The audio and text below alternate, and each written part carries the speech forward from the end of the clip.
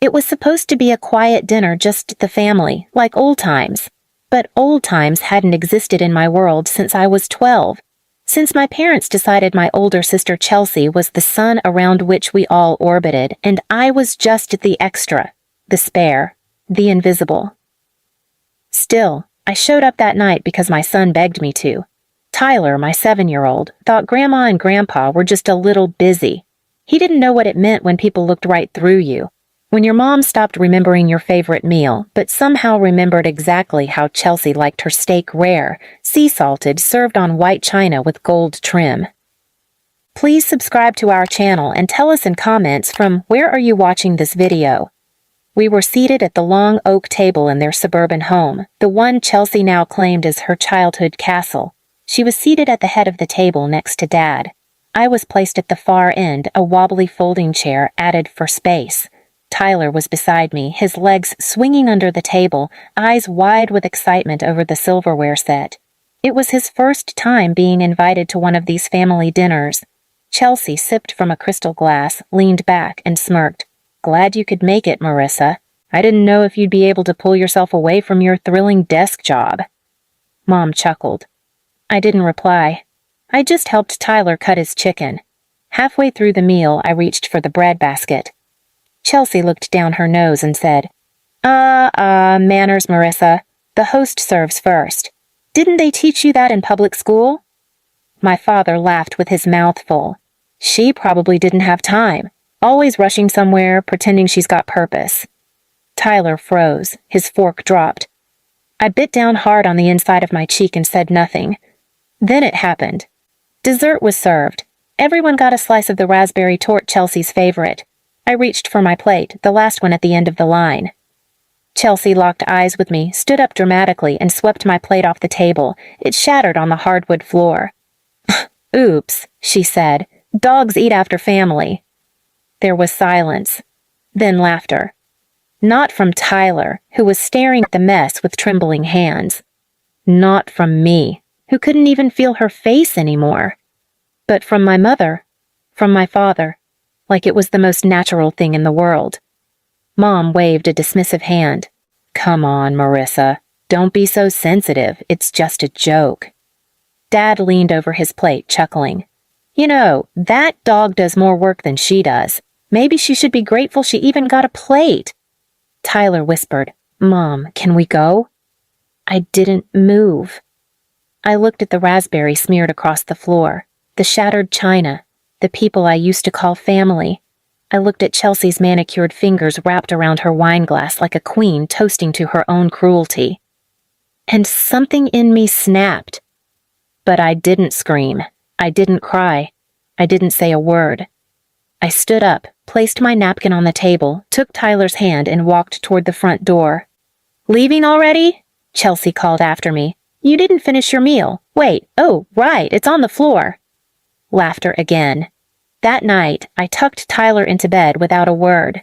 He didn't ask questions. He just hugged me and said, "You don't deserve that." And for the first time in years, I believed it. Because the truth is, I'd spent my entire life eating scraps off their emotional table, being told to shrink so my sister could shine, told to give up space, voice, dignity, because Chelsea was born dazzling. But that night wasn't the end. It was the spark. Because I wasn't going to blog about it. I wasn't going to cry to friends who'd just say, "Family is complicated." No, this time I was going to flip the script. I was going to turn Chelsea's perfectly curated world into a stage and let her trip over her own heels in front of the world she so desperately wanted to impress. They thought they'd broken me. They had no idea I'd just started building something far more powerful than their approval. 3 days after the dinner, I received a group text from my mother. "Mom, Chelsea just got nominated for the State Etiquette Ambassador Award. We're planning a party. Black tie, adults only. Don't be dramatic, just RSVP." A photo was attached. Chelsea, smiling in a pearl-white dress, standing next to a local senator, hand poised over a crystal trophy. That was the moment I laughed, really laughed for the first time in years. Etiquette? The woman who fed her dog before her nephew, who shattered my plate and called me a mutt? The hypocrisy was so rich I could taste it. I didn't RSVP. I showed up anyway, but not in black tie. I showed up dressed in something Chelsea once told me made me look beneath her standards.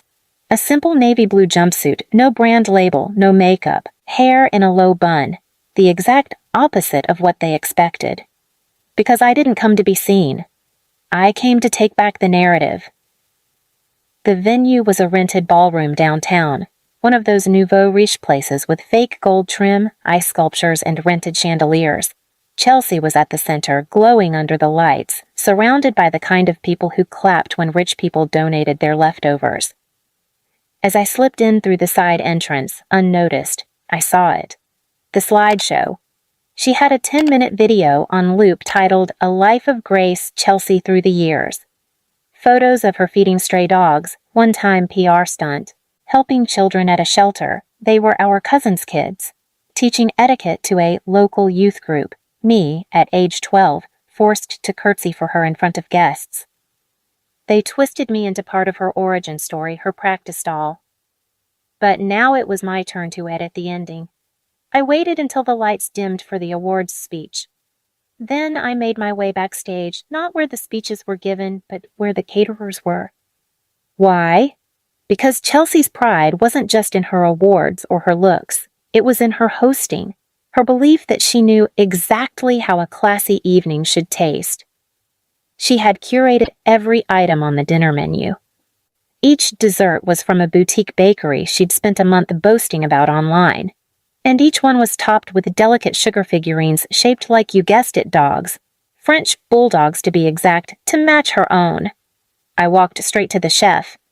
"Hi, I'm Chelsea's sister. She asked me to help with plating the final round." He shrugged. "She seems the type. Go ahead." And while everyone toasted, while the governor began praising her with words like compassionate and elegant, I carefully replaced the labels on each tray of mini desserts. Every label, which had once said things like lemon silk tart and lavender honey swirl, now read, leftovers for the family dog. Dogs first, humans later. Feed the useful ones first. Expired, but it's fine, just serve her anyway. They weren't loud, but they were placed just beside the gold-plated forks, small enough to go unnoticed at first, until people started reading. Whispers rippled. Waiters slowed. One by one, guests began murmuring. Is this part of the theme? Did she mean to write this? What kind of etiquette joke is this? Chelsea stood at the podium, smiling blindly, unaware that her legacy was crumbling in real time behind her, until someone gasped. Then someone else said aloud, "Is this a reference to that viral post last month about someone feeding expired food to a child?" And that was my second move. A month ago, I'd anonymously submitted Chelsea's dinner stunt, the real one, to a popular storytelling Reddit thread under the title, "Aunt Feeds Her Niece Expired Dog Food While Her French Bulldog Gets Steak." It had gone viral. Not because it was shocking, but because it was real. I even included a photo of the plate shards, of Tyler's face. Tonight, those guests were putting the pieces together. And Chelsea was still smiling, unaware, until Dad leaned toward her and hissed, "What the hell is going on?" She blinked, then looked out at the crowd, at the stiff faces, at the trays, and finally at me. I raised a glass from the back of the room and winked. The mic squealed in her hand. She stumbled over her closing line, her cheeks flushed. Mom tried to get on the stage, but it was too late. Because someone else, a man in a tailored gray suit, was already standing. He was from the state office. "Chelsea Winters," he said, "is this some kind of satire? These labels? These stories? Are you mocking your own award?" She stammered, "No, that's not someone sabotaged. This is fake." But the whispers had turned into murmurs, the murmurs into cold glares. Her friends started pulling away. Her co-workers checked their phones. The Reddit thread was trending again, and now it had a name attached. Her name. That was the moment Chelsea finally understood what I had done. I didn't ruin her reputation. I let her own words do it. The labels were hers. The insults, the plate on the floor, the dogs eat after family, all real, all her. I just gave her audience the context she never thought they'd hear. I walked out before the rest of the fallout. I didn't need to see the breakdown, or the tears, or the speeches cut short.